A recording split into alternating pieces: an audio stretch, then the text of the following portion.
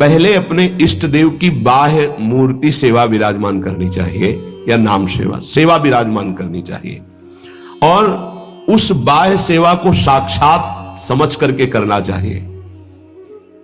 साक्षात समझकर, साक्षात विराजमान है ऐसा भाव। बाह्य पूजा के साथ साथ मानसिक सेवा का बहुत बड़ा योग है, और यह बाह्य सेवा से ही मानसिक सेवा प्रारंभ हो जाती है। सेवा तभी पूर्ण होती है जब आप पहले उसका चिंतन करेंगे। चिंतन नहीं करेंगे तो सेवा पूर्ण नहीं होगी, वास्तविक सेवा सही नहीं हो पाएगी। पहले आज श्री जी को कौन सा पोशाक धारण कराना है, कौन सी पत्रावली करनी है, और कैसे केशपाश समा, आज कौन से कुंडल, अच्छा ऐसे कुंडल, ऐसे ऐसे, और आज भोग में क्या क्या, ये भोग में ऐसे श्री जी यहाँ विराजमान होंगी, ऐसे होगा, ऐसे छत्र होगा, ऐसे भोग लगेगा, पूरी मानसिक चिंतन होता है। फिर वो सेवा प्रगट में होती है, तो प्रगट सेवा ही मानसिक सेवा में पहुंचा देती है। पूज्य बाबा कह रहे, गोपी जनों की तरह प्रेम प्राप्ति के लिए सबसे पहले अपने इष्ट का चयन और इष्ट की अनन्यता। इष्ट की अनन्यता, इष्ट की अनन्यता में आ गया अपने इष्ट का नाम जपना, अपने इष्ट का मंत्र जपना, अपने इष्ट का ही गुणगान करना, अपने इष्ट के विषय में ही सोचना, ये सब आ गया। फिर इष्ट के श्री विग्रह की, मूर्ति की, छवि की, नाम की सेवा विराजमान करना, और जैसे गृहस्थ है तो जितने याम कर सके जितना कर सके, लेकिन अगर विरक्त है तो 8 पहर की सेवा। हमारे पास और कोई काम नहीं, हमारी जिम्मेवारी है 8 पहर की सेवा।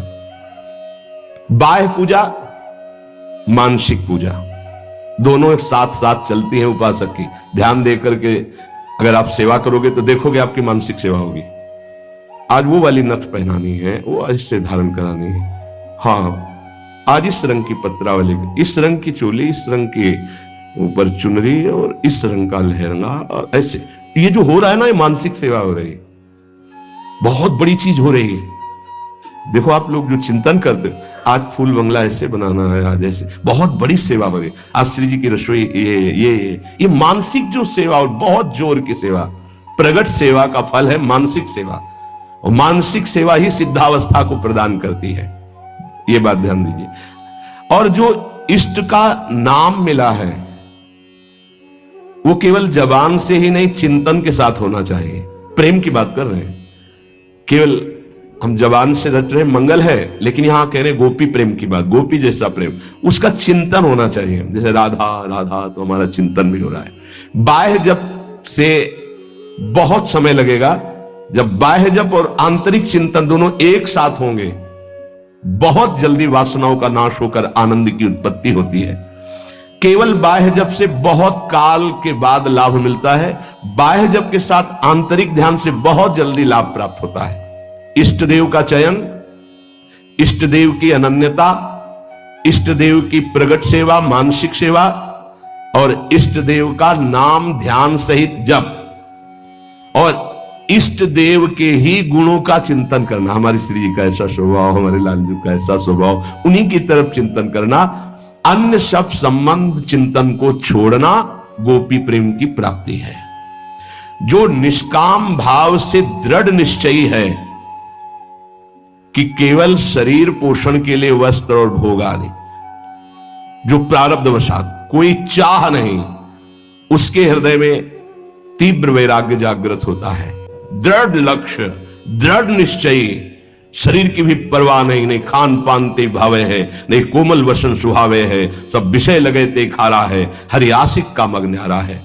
जो अंदर से दृढ़ निश्चयी नहीं है, अंदर से भगवत प्रेम का भाव लक्ष्य नहीं है, तो बाह्य त्याग फिर दंभ पैदा कर देता है, दिखावटीपना फिर आने लगता है, जो बहुत ही साधक के जीवन में धोखा पैदा कर देता है। ये बुद्धि है बहुत जल्दी सिद्ध होना चाहती है, फिर वो नाटक शुरू कर देता है, बहुत शास्त्र विरुद्ध आचरण होने लगते हैं। इसलिए निष्काम भगवत प्राप्ति का दृढ़ लक्ष्य, निरंतर भगवत चिंतन, खान पान आदि से राग रहित, तो श्री सुखदेव जी जैसा वैराग्य आ ही जाएगा। पूज्यपाद बाबा कहते ऐसा नहीं कि उनको जो वैराग्य था वो किसी को प्राप्त ही नहीं हो सकता। लाखों हो गए हैं, देखा थोड़ी सबने, लाखों हो गए, लाखों हैं, लाखों होते रहेंगे। ये भगवान की सृष्टि है। जैसे जड़ भरत जी की स्थिति आई, उनसे ऊंची ऊंची स्थिति के ज्ञानी महापुरुष देखे गए, उनसे ऊंची स्थिति के, ज्ञानी महापुरुष देखे गए, पर चर्चा उनकी गाई गई है, भगवान ऋषभदेव जी के पुत्र है, लेकिन ऐसे लाखों जड़ भरत हो चुके, लाखों होंगे। ये भगवान की सृष्टि, ऐसे ऐसे महापुरुष ब्रह्मबोध संपन्न देखे गए, जिन बिल्कुल निरपेक्षता की मूर्ति, निरपेक्षता की मूर्ति। हाँ, जिस दिन से सन्यास हुआ कभी वस्त्र ही नहीं धारण किया, दिगंबर, गंगा जी का किनारा भाई, और ऐसा सरल स्वभाव कि मतलब देखने से ऐसा लगता था देखता ही रहे कोई। ऐसे सब जटा, सब बाल, ऐसे दिगंबर बैठे हुए, वो भोला बालक जैसा चेहरा, वो तपस्या के धनी, बड़े बड़े धर्म सम्राट करपात्री जी आदि साष्टांग दंडवत करते। असनी गंगा किनारे स्वामी श्री अनंग बोधाश्रम स्वामी, सेनपुर स्वामी श्री मग्नानंद सरस्वती जी, नजफगढ़ श्री स्वामी ओंकारानंद, ये गंगा का किनारा ना, एक से एक महापुरुष, सिद्ध महापुरुष। पूज्य बाबा, ये भगवान की प्राप्ति भगवान की इच्छा पर निर्भर है या पुरुषार्थ पर निर्भर है? भगवत प्राप्ति भगवत इच्छा पर निर्भर है कि वो जिसको चाहेंगे मिल जाएंगे, या अपना भी कोई पुरुषार्थ है? भगवान की आज्ञा का पालन करते हुए जो पुरुषार्थ करता है उसी को भगवत प्राप्ति होती है। ये कायरता नहीं कि बैठे भगवान की इच्छा होगी तो भगवान मिल जाएंगे, ऐसे कभी नहीं होगा। देखो जो वर्णन कर रहे हैं महापुरुष, भगवान की आज्ञा का पालन करते हुए भगवत प्राप्ति के लिए बहुत प्रयासशील, जितनी हम में सामर्थ्य है, निश्चित उसको ही भगवत प्राप्ति होती है। जिसका जितना तीव्र पुरुषार्थ होगा उसका उतना ही भगवत कृपा उसके ऊपर उतरेगी। पुरुषार्थ अत्यंत आवश्यक, रात दिन जो लगे हुए। सिद्धि असिद्धि में सम रहना है भगवान की इच्छा की बात है, ये छोड़ दो भगवान पर। फल की सिद्धि असिद्धि में हमारा प्रयास पूरा रहेगा, उसी को भगवत प्राप्ति होगी। सिद्धि असिद्धि में सम रहो, लाभ मिला कि नहीं मिला, फायदा हुआ कि नहीं, इस पर सम रहो, इस पर ध्यान मत दो। तुम पुरुषार्थ करते रहो, प्रयास करते रहो, निश्चित तुम्हें भगवत प्राप्ति हो जाएगी, पक्का। देखो ये पूरे जीवन की यात्रा की बात, ये 4 दिन में सुधरने वाले नहीं है। विश्वास हमारी बात पर करना, ये कोई छोटे मोटे शत्रु नहीं है, नहीं तो तुम्हारी साधना फिर ढीली हो जाएगी कि 2 साल हो गए, अभी तो हम काम विजयी नहीं हुए, क्रोध विजयी नहीं हुए, अभी हम लोभ विजयी नहीं हुए, मोह विजयी। छोड़ो ये सब बातें, तुम भजन का पुरुषार्थ करो, जैसी स्थिति है वैसे शांत रहो, शांति से ये नष्ट हो जाएंगे। निरंतर भगवान के स्मरण में लगे रहो। भक्तों की ये मान्यता फल पर होती है कि भगवान जैसा चाहे, लेकिन पुरुषार्थ पर नहीं। हमें जो समय, जो दिनचर्या, जो भजन, उस पर हम कायर बन करके नहीं बैठेंगे अब जैसा भगवान, नहीं। उसके लिए हमें जो गुरुदेव ने आज्ञा करी, जो दिनचर्या, जो भजन, उस पर तत्पर रहेंगे। आप बहुत जोर देते हैं भजन पर, तो भजन किसे कहते हैं? अर्थात हम किसको माने कि भजन हो रहा है? उत्तर, अंतःकरण में निरंतर अपने इष्ट का गाढ़ चिंतन होना भजन कहा जाता है। अंतःकरण शब्द बोला है, यहां से गाढ़ चिंतन होना, निरंतर भजन कहते हैं, जिसे भगवदाकार वृत्ति, उसे भजन कहते हैं। दूसरा भजन का अर्थ है सेव्य को सुख पहुंचाना, सेवा, भज धातु सेवायाम। उपासक 2 ये बातें पकड़े रहता है, उसे भजनानंदी कहते हैं। अंतःकरण से अपने इष्ट का गाढ़ चिंतन, वो रूप का हो, नाम का हो, मंत्र का हो, और शरीर से प्रकट सेवा में प्रतिपल लगे रहना, ये 2 वृत्ति जिसके अंदर है वो भजनानंदी है। सेवा में चाहे वो गृहस्थी की सेवा हो, व्यापार हो, नौकरी हो, किसानी हो, या विरक्ति की सेवा में जो भी सेवाएं हैं, शरीर से प्रतिपल सेव्य को सुख पहुंचाने के लिए सेवा, और हृदय से प्रतिपल आराध्य देव का स्मरण, इसी का नाम भजन है। और यही भजन परमानंद प्रदान करता है, यही भजन महापुरुष बना देता है, यही सेव्य के समान कर देता है। प्रभु सेव्य है, प्रभु के समान कर, ब्रह्मविद ब्रह्मयु भवति। तो भजन क्यों करना चाहिए? अरे कमाते हैं, खाते हैं, जी रहे हैं, क्यों भजन करें? भजन इसलिए करना चाहिए कि हम अवगुणी हैं जन्म जन्मांतर से, अवगुण छोड़ने के लिए।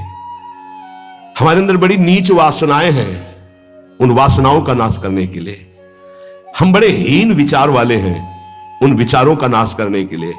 हमें हर तरफ से दुख ने घेर रखा है, उस दुख का नाश करने के लिए, जन्म मरण से छूटने के लिए ये हमें भजन करना है। हम जिसका भजन करते हैं उसके सारे सद्गुण हमारे अंदर आ जाते हैं। अतः हमें नाशवान वस्तु व्यक्ति का भजन नहीं करना, अविनाशी का भजन करना है। वो है श्री भगवान। भजन करने से सबसे बड़े भगवान है तो सबसे बड़ा बन जाता है। ये दीनहीन विचार, ये दुख, ये दुविधा, ये संशय, दरिद्रता, जन्म मरण, ये सब कूड़ा करकट खत्म हो जाता है। इसलिए भजन करना अत्यंत आवश्यक है। भजन करना अत्यंत आवश्यक है। इससे विशेष लाभ क्या होता है? भजन से विशेष लाभ यह होता है कि जहां से हम बिछुड़े थे वहीं हम पहुंच जाते हैं। कहां से बिछुड़े हैं? प्रभु से। ममैवांशो, कितना गलत हो गया है। भगवान ऐसा लगता कोई और है और संसार लगता ये मेरे, और वो के ममैवांशो, वो मेरे पिता है, मेरे स्वामी, मेरे प्रीतम, मेरे सब कुछ, और उनको मैं भूल गया। ये बात जानने के लिए जब हम भजन करते हैं तो हमारे हृदय में आ जाता है कि हमारे प्रभु है। फिर जो सुख प्राप्त होता है वो कभी किसी लोक और भोग में नहीं प्राप्त होता। प्रेम स्वरूप हमारे इष्ट है तो हमारा प्रेम स्वरूप जागृत हो जाता है। भजन का लाभ है भगवान से बिछुड़े थे भगवान से मिल जाना। अगर भजन ना करे तो, पहले कहा भजन क्यों करना चाहिए, अब कह रहे हैं अगर भजन ना करे तो, अगर भजन नहीं करोगे तो विषय फंसा लेंगे, काम क्रोध लोभ मोह मद, और तुम्हारी दुर्गति कर देंगे। ये क्षण भंगुर विषयों का चिंतन होगा, क्षण भंगुर विषयों का भोग होगा तो तुम्हें एक क्षण भी सुख का अनुभव नहीं होगा, दुख ही दुख तुम्हें घेर लेगा। अतः निरंतर भजन करने के लिए इसीलिए कहा जाता है कि कोई विषय चिंतन ना बने, कोई विषय क्रिया ना हो, कोई विषय हमें दुख में फंसा ना पावे। सबसे बड़ा लाभ निरंतर भजन है। भजन करने का अधिकारी कौन है? बहुत बड़े ज्ञानी प्रश्नकर्ता श्री अखंडानंद सरस्वती जी। भजन करने का अधिकारी कौन है बाबा? सब भजन करने के अधिकारी, सबका अधिकार है भजन करने। बाल बच्चा कोई भी, पुरुष नपुंसक नारी वा जीव चराचर कोय, सर्वभाव भज कपट तज मोहि परम प्रिय सोय। बाबा ये भजन करने वालों में भी पाप कर्म देखे जाते हैं, ये क्यों नहीं छूटते हैं? भजन तो सब पापों का नाश कर देता है, फिर भजन करने वालों से पाप कर्म क्यों नहीं छूटते? क्योंकि वो सही भजन नहीं करते। बहुत ध्यान से समझना। वो विषय चिंतन करते हैं, विषय भोग करते हैं, उस समय भजन छोड़ देते हैं, जिससे पाप बनता है, भजन में अरुचि होती है। हम इसीलिए तो कह रहे हैं निरंतर भजन करो, विषय चिंतन मत करो। जो भजन भी करता है और विषय चिंतन और विषय भोग भी करता है उसको जन्म जन्मांतर लग जाएंगे, बाबा कह रहे हैं। क्योंकि जन्म जन्मांतर इसी से होते चले आ रहे हैं, बार बार विषय चिंतन, बार बार विषय भोग। इसीलिए तो हम कहते हैं भैया एक जन्म का सारा मेहनत समय इस बात में लगा लो कि विषय चिंतन न होने पावे, पाप कर्म न होने पावे, भजन बन जाए। हम अगर एक जन्म प्रभु को दे देते तो अनंत जन्मों की बिगड़ी बन जाती, तो घाटा थोड़ी है, लाभ ही लाभ है। जितना समय भजन नहीं करेंगे उतना समय मन विषय चिंतन करेगा और आपके द्वारा पाप कर्म हो ही जाएगा। पाप कर्म होगा तो सबसे पहले गुरु में अश्रद्धा होगी, फिर इष्ट भजन में अरुचि होगी। ये उसका लक्ष्य। कहीं भी अपराध करो, वो पहले आपके गुरु संबंध को तोड़ेगा, तभी तुम्हारे ऊपर प्रहार कर सकता है। नहीं, गुरु कृपा पात्र पर प्रहार नहीं कर सकती माया। पहला कार्य करेगी, गुरु संबंध छुड़वाएगी, इष्ट चिंतन छुड़वाएगी।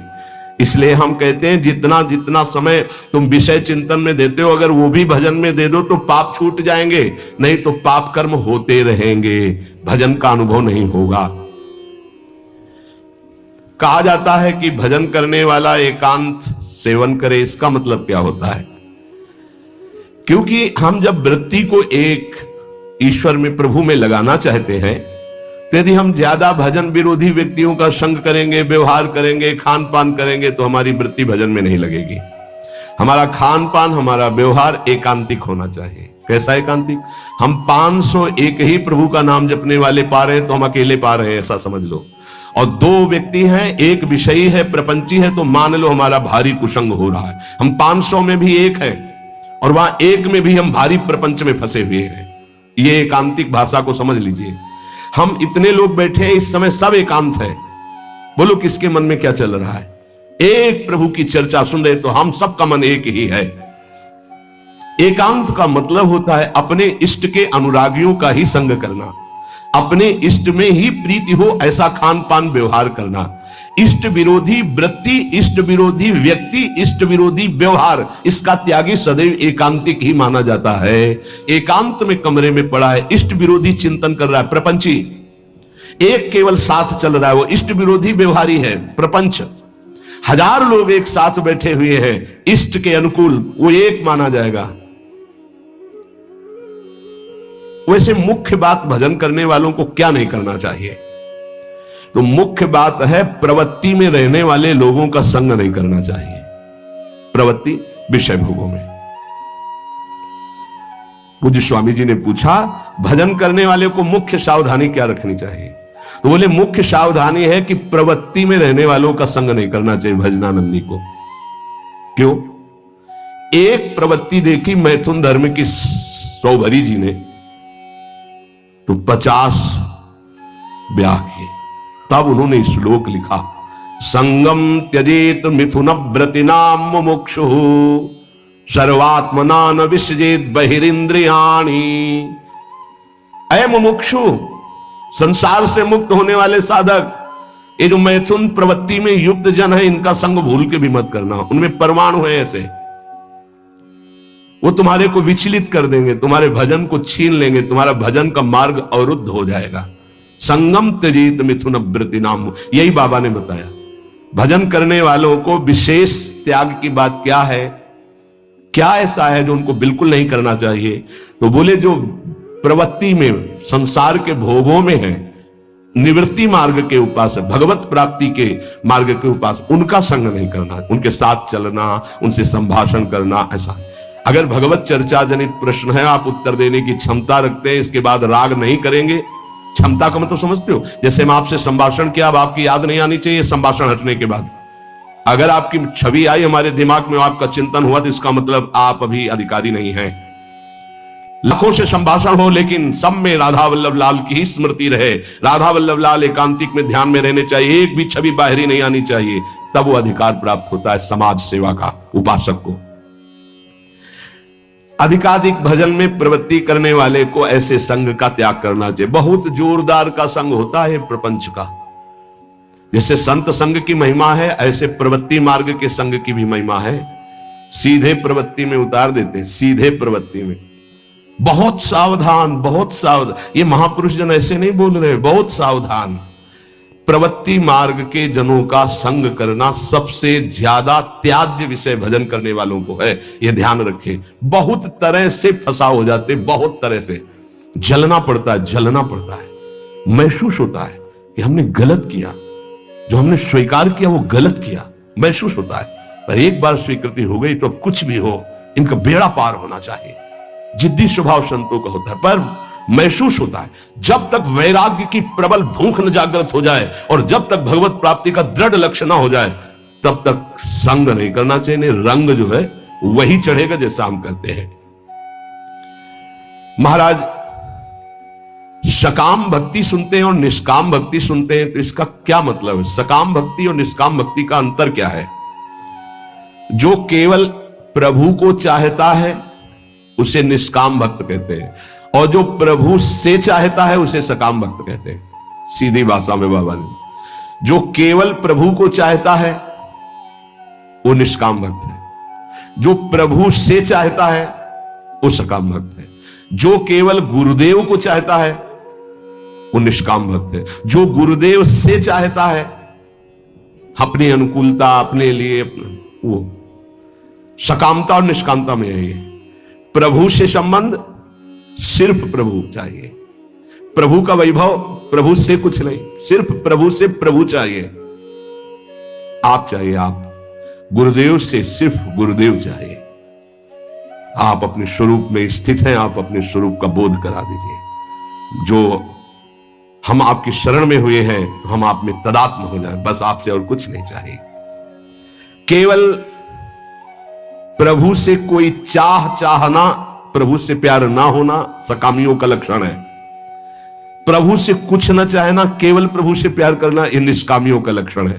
ऐसे बड़े बिरले निष्काम। और महाप्रभु अपने धर्म के लिए तो कहते हैं, सबसे पहले कह रहे सबसो हित निष्काम मति, कोई चाह नहीं।